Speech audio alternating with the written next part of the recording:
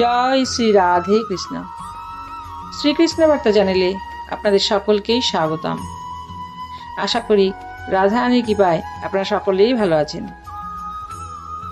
আজ আমাদের আলোচনার বিষয় চতুশ্লোকী ভাগবত।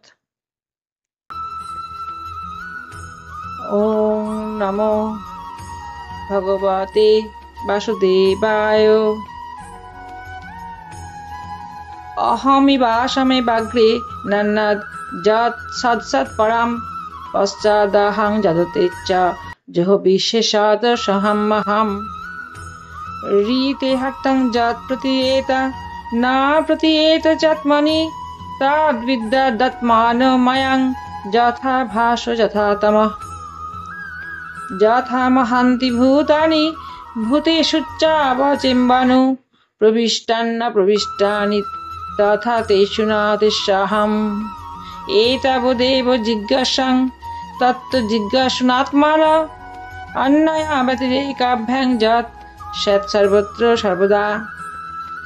এর অর্থ হচ্ছে, সৃষ্টির পূর্বে কেবল আমিই ছিলাম।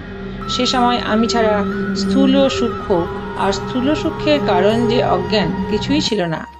এই সৃষ্টি যেখানে নেই সেখানে কেবল আমিই আছি, এবং এই সৃষ্টিরূপে যা কিছু প্রতীত হচ্ছে তাও আমি। আবার তার অতিরিক্ত বা অবশিষ্ট যা কিছু তাও আমি। বাস্তবিক যেখানে যা নেই, অর্থাৎ যার অস্তিত্ব নেই, কিন্তু একটা কিছু পদার্থের জ্ঞান হচ্ছে। যেমন দুটো চন্দ্র না থাকা সত্ত্বেও আকাশে এবং জলে প্রতিবিম্বিত রূপে দুটি চন্দ্র দেখা যায়, যদিও সেটি মিথ্যা।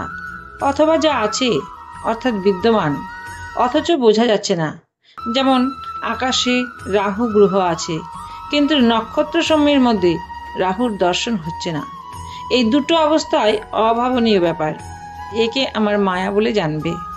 ক্ষিতি, অপ, তেজ প্রভৃতি মহাভূত যেমন ভৌতিক ঘট পটাদিতে বা মনুষ্যাদি জীবদেহে অনুপ্রবিষ্ট থাকে, আবার জীবদেহ ছাড়া অন্যত্রও আকাশাদি বর্তমান, সুতরাং তাতে অপ্রবিষ্টও বটে।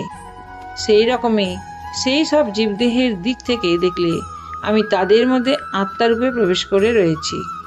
আবার আত্মদৃষ্টিতে আমি ছাড়া কোথাও অন্য কিছু নেই বলে আমি এদের মধ্যে প্রবিষ্ট না হয়েও আছি।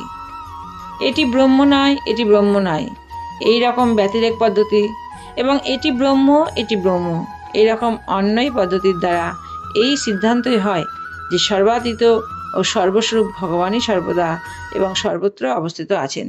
তিনিই প্রকৃত তত্ত্ব। আত্মা বা পরমাত্মার তত্ত্ব জিজ্ঞাসুর এই বিষয়টি জানা প্রয়োজন। আজকের আলোচনা এইটুকুই। আপনারা সবাই ভালো থাকবেন, সুস্থ থাকবেন। রাধে রাধে।